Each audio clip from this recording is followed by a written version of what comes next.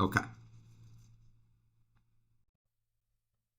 So we see that there's the mitzvah d'Rabbanan and the mitzvah d'Oraisa.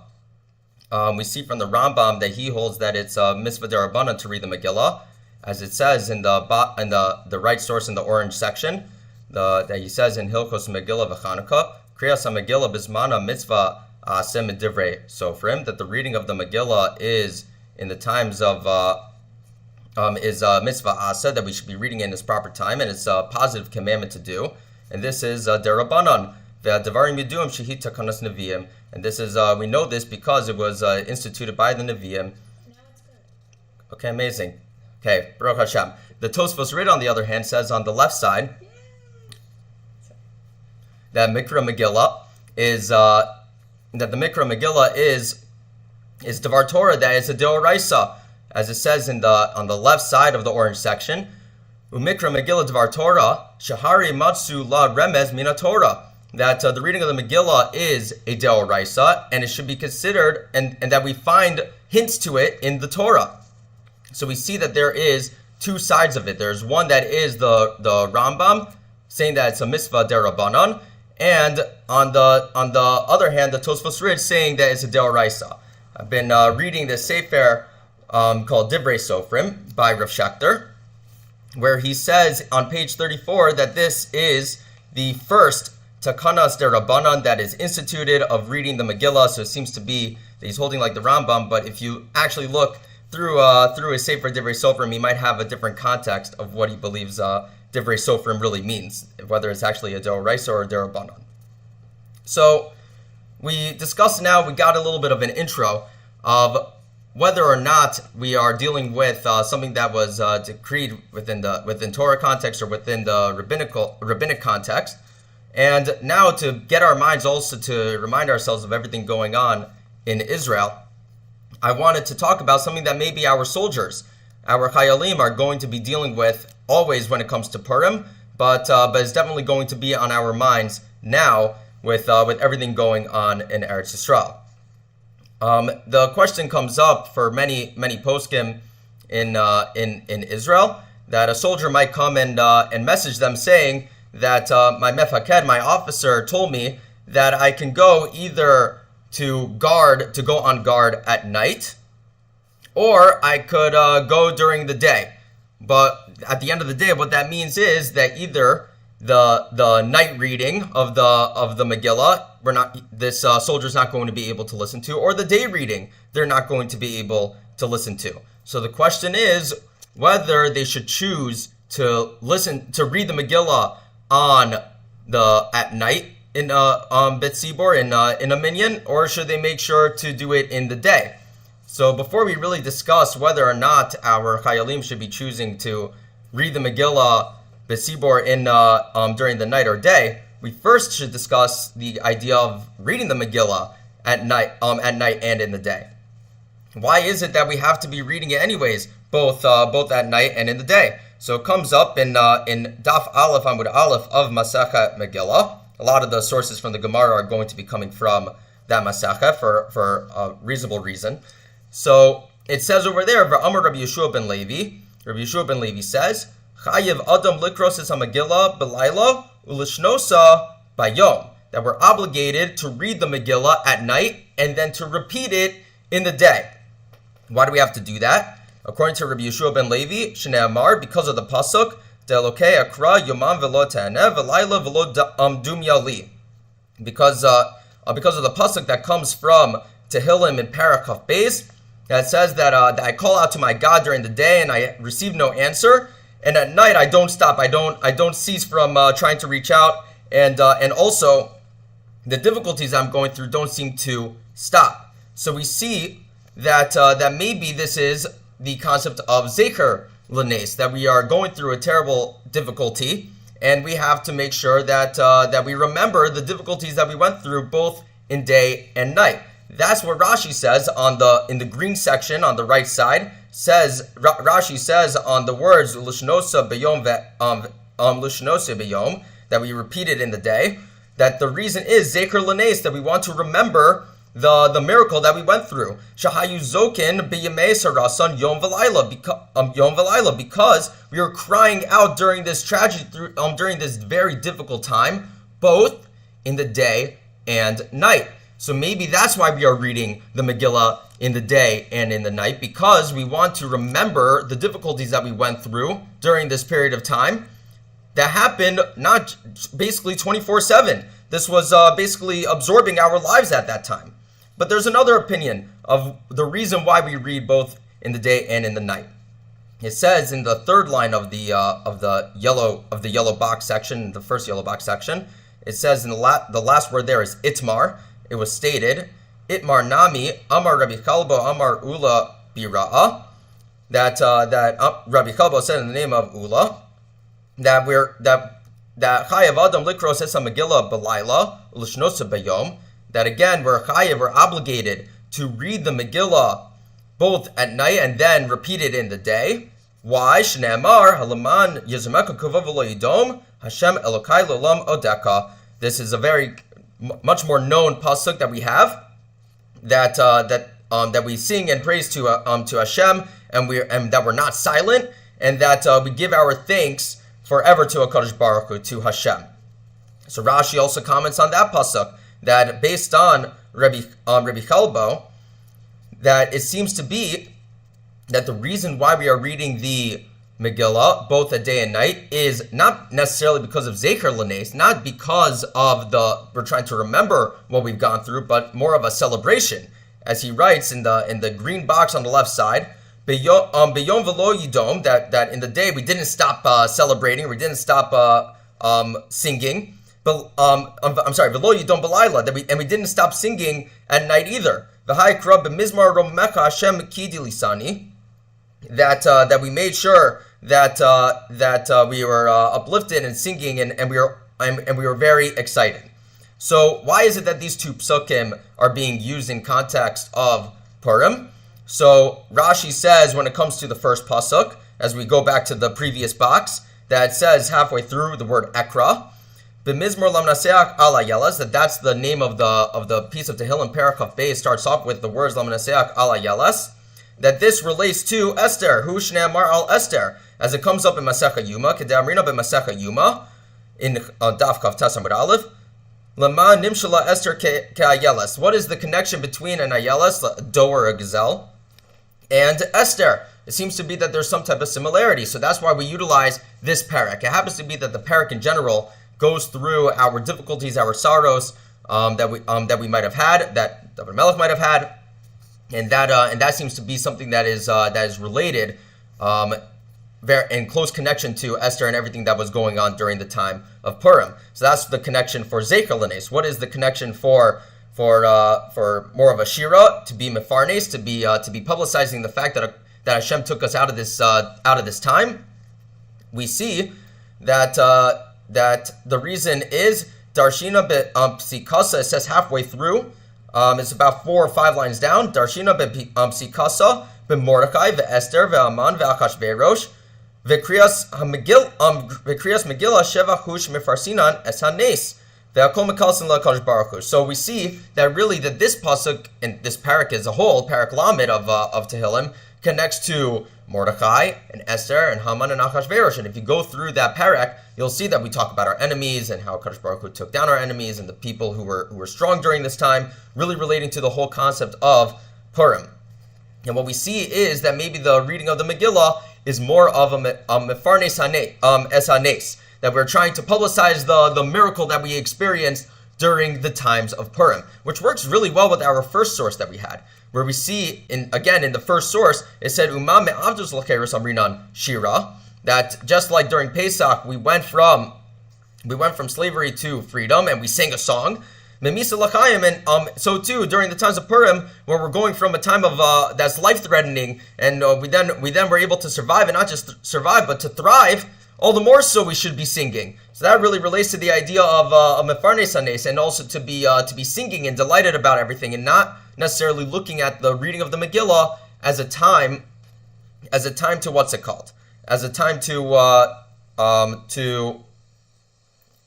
to be looking down upon the situations that we were in.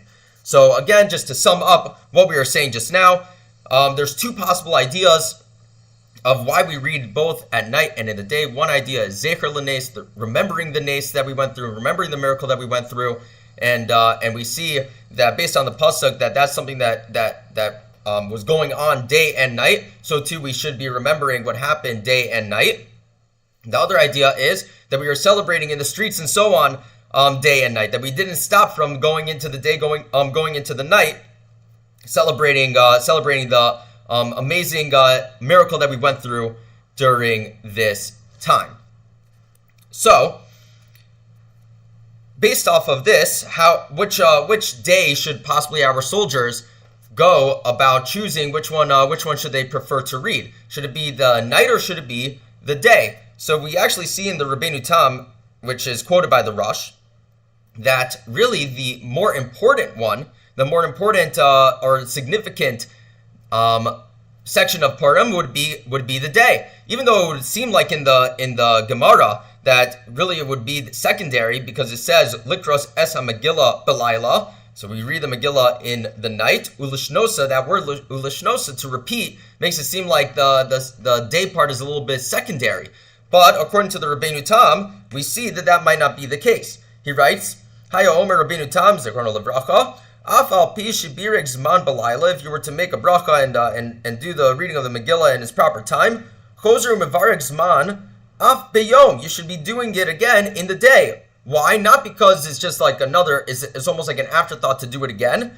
Really, it's because the ikar kriyasa have biyom yoser belayla. We see that the significant part of Purim is to be reading it during the day, and we also see that many aspects about Purim happen during the day. We see that we celebrate, we do our seuda during the day, we do matanos levyonim during the day, mishloach manos during the day. Seems like the more significant aspect is during the day. So it seems like from the Rabbeinu Tam that maybe we should be telling our soldiers, telling the Chayalim to be choosing to go on the night shift in order for them to celebrate Purim during the day and to read the Megillah during the day. But this is leaving out an important detail, an important concept. It's leaving out the concept of ein ma'avirin ala mitzvah. It's leaving out the concept of not passing up on an opportunity to do a mitzvah, which what we would be doing if we were to be skipping on the opportunity to read the Megillah at night. So should ein ma'avirin ala mitzvah take a priority to make us read the Megillah at night, even though it's clear that the significant portion of Purim is happening during the day? The more important time to read the Megillah would be during the day. So the Chacham Svi would say that no, you should still push it off. You should still take your night shift and then go and read the Megillah during the day. As it says on the left side on the second page, the first source over there, b'mitzvah shonos ein ma'avirin kala ala ima chamura. Doesn't matter. We shouldn't start looking at passing up on a mitzvah that is lenient or less significant. We shouldn't apply this to kala ima chamura on the concept of doing something that's more lenient for something that could be more significant, because hamiyah b'mitzvah akash she'efshar la'asosa hayom. If you have the opportunity in the first day to do a mitzvah, shelo mina muvkar, that's not necessarily top quality stuff. Ulamachar mina muvkar, and the next day it would be a better mitzvah to be able to accomplish. Tov lahamtin lamachar ve'ein bezeh mishum ma'avirin ala mitzvah. Then you should delay the opportunity to do the mitzvah in order to do it in the best time possible. And this is not going to affect the concept of ein ma'avirin ala mitzvah. This would not be considered passing up on a mitzvah. The Mishnah Berurah quotes the Radbaz, and the Radbaz is talking about in a context of someone who's living in a very hostile government environment, whatever you want to call it, more of like a prisoner vibe, and the government allows the Jewish people to basically exit one time a year, and to be able to basically celebrate one holiday a year. And the question is, which holiday should they choose? Should they choose Purim? Let's say that Purim is the most is the holiday that's coming up the earliest. Should they choose Purim, or should they say Or should they say, oh, let's wait until Sukkot, let's wait until Pesach, let's wait until Yom Kippur, whatever it might be, in order to choose the highest quality holiday to be able to go and celebrate that. So the Rabbis would say, no, whatever holiday is coming up, that's the one that you should do. You shouldn't pass up on the opportunity to fulfill that chag, to fulfill that holiday, as it says on the right side, where it's quoting the Mishnah Berurah, that one should rely on the principle of the ein ma'avir ala mitzvah, making sure not to pass up on an opportunity to do a mitzvah. Hilkaka mitzvah rishona. So let's say that you have this first mitzvah that's coming your way. Shetavo liyado she'iyevshar la'asosa bebeis hayisurim, and let's say that it would be impossible, specifically in this hostile environment that you're in, that you're not going to be able to accomplish this specific mitzvah unless you're able to exit, then you should go and do that mitzvah. Kodemes, you should do that first, and you should not worry about the other mitzvah. Ve'im mashkichin ima mitzvos, mitzvah shepaga bo techila hikala ochamur. And you shouldn't worry about whether or not, you shouldn't pay attention to whether or not this is the highest level mitzvah that you could accomplish, this is the lowest level mitzvah. This is the mitzvah that's being presented in front of you at this very moment. You should you should go and do that and ignore the possibility of doing a higher quality level of a mitzvah. So let's apply that to our case over here. You have the opportunity to go and read the Megillah at night, which would be considered a lower quality opportunity to fulfill the mitzvah, or you have the higher quality mitzvah that you're able to accomplish, reading the Megillah in the day. Which one should you choose? According to the Rabbis quoted by the Mishnah Berurah, you should probably choose the night, and that you should choose to do the day shift when it comes to being a soldier and fulfilling your duties. The Aruch HaShulchan actually puts this lehalacha when it comes to the reading of the Megillah. It says v'yesh lomar in the green source in the green source v'yesh lomar de'af agav dekriyas hayom hu ha'ikr, that though the day is definitely the more important time to do. Mikol makom lo yavor ala mitzvah. Nevertheless, you should not pass up on an opportunity to do a mitzvah. V'yikra'ena b'layla shehi kodemes, and you should go and read the Megillah at night, because that is the one that's going to be coming first. So that is what Rav Rimon and many other rabbis in Eretz Yisrael say to do. That they should take the opportunity at night if they get to choose whether or not they should be doing it at night or in the day. I have a feeling that most officers have already decided this is when you're going to be guarding our nation. But if a person were to have a choice, they should be choosing to read at night and then do their shift during the day. So that is the question, to remind ourselves of everything going on in Eretz Yisrael, and we should continue to daven for our chayalim who are trying to protect both now in the north and the south, as things are getting a little more heightened. And also Me'er Hashem to continue to find the hostages and hopefully bring them home safely. So now let's bring it to a case for ourselves. Let's bring it to a situation that's going to be related to what's going on this year. This year we're going to be celebrating Purim. We're going to be celebrating Purim on Motzei Shabbos, which is a little bit tricky because we don't want to necessarily be preparing for Purim on Shabbos, and it's actually kind of connected when you think about it to what happened in Purim. It says in the Gemara that there was this concept of mida keneged mida that was almost like an eye for an eye situation when it came to Vashti.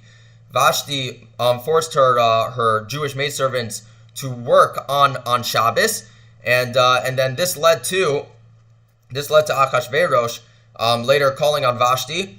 Happened to be on Shabbos, and Vashti was ended up being killed, bringing Esther into the equation and saving Am Yisrael during that period of time. So definitely, if Shabbos played a role, that is the more clean version if you want to read the Gemara on your own. But definitely we don't want to be breaking Shabbos or breaking the spirit of Shabbos when it comes to thinking about Purim and Purim coming up afterwards. So I remember when I was in 6th grade, I guess it must have been that Purim came on Motzei Shabbos. That Purim came on Motzei Shabbos when I was in 6th grade, because Mora Lanner, I remember, told us that if you're planning on being in costume, that we should make sure to put aside our costumes before Shabbos, so we don't try to prepare everything on Shabbos going into Purim. So it's important to keep in mind that we don't want to be trying to concentrate on Purim during Shabbos. But for us also, we have to wonder, how is it all going to work? Are we going to be reading? Are we going to be doing Mariv and then reading the Megillah and then doing Havdalah and so on, or are we going to try to end Shabbos, do Havdalah, and then maybe meet up later on? A set time that Ahavas Achim might make in order to meet up and go and read the Megillah. So this is a question that comes up lehalakha. It comes up in the Mishnah Berurah that about whether really comes up further than the Mishnah Berurah, but we start off with the Mishnah Berurah that says Akin Mosei Shabbos LaChanukah Purim, that it talks about Chanukah and Purim coming up on a Mosei Shabbos. Obviously, it happens for Chanukah every year, but it doesn't necessarily happen for Purim. Afilu im gamar seudaso b'layla, if you finish your seudah shlishit or wherever it might be at night, eno maskir shel Chanukah Purim, you should not think about, or you should not be mentioning Chanukah or Purim rak shel Shabbos levad, until Shabbos is fully over, because Purim and Chanukah are more of a reshus. This is not something that should be concentrated on Shabbos. So with that, should we be reading it seems like we should be doing Havdalah, and then we should all gather later on that night to go and read the Megillah. That's how the Ravid seems to think about it. The Ravid says on the right source on the bottom, V'kach anu omrim be'Havdalah Mikra Megillah, that we go and we read. We do Havdalah and then we read the Megillah. She'Havdalah ru'uya lehakdim mizeh atam she'amarnu she'in shum ma'aseh kodem Havdalah, because we shouldn't be doing the reading of the Megillah until we've done Havdalah and officially ended Shabbos. But the Kolbo, on the other hand, I think it was supposed to be not a space in between the Lamed and the Beis, but the Kolbo in Siman Mem Hey says that the minhag in where he grew up in Narvona was not so. Amna minhag Narvona shelo lahavdil ad achar kriyasa ve'achar v'noam v'seder kedusha. So it seems like that you didn't do Havdalah until you read the Megillah, and then you do V'hinoam, which is what we do on Mosei Shabbos after Shemona Esrei, and then also after V'hinoam we do Ve'ata Kadosh Hashem Tzilas Yisrael V'kral Zel Zev Amar, and so on and so forth, and then Keshar Mosei Shabbos, then like every regular Mosei Shabbos, Ve'ein Omer V'iten Lach, and for the communities that do V'iten Lach, I guess according to the Kolba you wouldn't say it. But you wouldn't basically say Havdalah until after you've fulfilled reading the Megillah. And that's what is brought down by the Ramah. The Ramah says in Orach Chaim, Tav Reish Sadi Gimel, Sif Aleph, Sif Aleph, the Omer V'iten Lach. So it seemes like he actually says that we should say V'iten Lach, V'korim HaMegillah, and then you should go and read the Megillah, Ve'akar Kak Mavdila, and then you would go and read the Megillah. In Ahavas Achim, what's going to happen is that the reading of the Megillah is going to happen 30 minutes after Seis, and then it's going to be followed by Havdalah, and that is what Ahavas Achim is going to be doing. So now a more practical idea that comes up on the last page: do we need to read the Megillah in a sibur? Do we need to have a minyan of 10 men to be able to go and read the Megillah, or can we do this on our own? So it says, Amar Rav says in the first source over there in Masechah Megillah Hey Amud Aleph, Amar Rav says Megillah Bizmana, if we're reading the Megillah in its proper time, Koren Osa Afilu B'Yachid, it would be even okay to read the Megillah B'Yachidus on our own as an individual. Shelo Bizmana, but if it's not in its proper time, it seems like we should be reading it in a minyan Be'asara. Rav Asi, on the other hand, Rav Asi says, Rav Asi Amar Bein Bizmana Bein Shelo Bizmana Be'asar. It doesn't matter whether you're reading it in the proper time or not. You should be doing it in a minyan. So the question that comes up is whether or not this is talking about the most ideal situation in the Gemara, or is it talking about the least ideal? Are we talking about the lechachila, or are we talking about the b'diavad? So the Torah thinks that this whole conversation is happening as a b'diavad, meaning that it's the lowest quality way to be able to fulfill this mitzvah. And he says based on Rav, we see that Rabbi Akiva is the first source is quoting Rabbi Akiva, and he seems to be going like Rav, where he says, Kasav Sarik, this is all the way to the left, Kasav Sarik Lakzor Achar Asara, that you should go and try to find a minyan. V'im Ev Shar Be'asara, but if it's impossible to go and read the Megillah in a minyan, Az Koranosa Beyakid, it would be okay to read it Beyakid. So that seems like Rav. Rav seems to be saying that it's even okay to read the Megillah on an individual basis if that's what's necessary, but it's better to do it in a sibor with the minyan. The Torah then also quotes the Bahag, which seems to be going like Rav Asi, that it says Psak v'davka be'asara, that we should be that we should be dafka reading it with the minyan no matter what, and that even on a b'diavad level, even on the lowest level, that's what you have to do. So that both of those that's showing us the b'diavad side. Rashi, on the other hand, he looks at this and says that this is really talking about the lachakila. This is the highest way to be able to read the Megillah, as it says in the middle source. V'ravasi Amar bein bezmana bein shelo bezmana. That's quoting the Gemara. Mitzvah lachzor acher asara. Let's say that you should fulfill the mitzvah in a minyan mishum pursuing nisa, because we want to publicize the mitzvah. That's important. You have to do it in public in order to be able to publicize the I'm sorry, not the mitzvah, but the nes, the miracle that happened. Aval lo eshka kasara. But if you can't find a minyan, lo amar Rav Asi de lo likri she'ein iser kriyasa biyakad. Rav Asi would even say that it's not usher to go and read it individually. Ella mitzvah lekrosa be'asara, but there is a mitzvah in reading it in a minyan. So Rav Asi is now we're seeing that Rav Asi was talking about, and also Rav was talking about, on a lechakila, on the highest level possible, that really we should that really it's okay to go and do it b'diavad, b'yachidus on our own, but it's ideal to be able to go and do it in a minyan. And Rav would say that it seems like a lechakila, you could even do it on your own. The Ramban quotes says in Melchemes Hashem, one of his svarim, that maybe Rav was talking about on a b'diavad level, and Rav Asi was talking about on a lechakila level, and maybe they're both just having different sides of the coin. That is the Melchemes Hashem.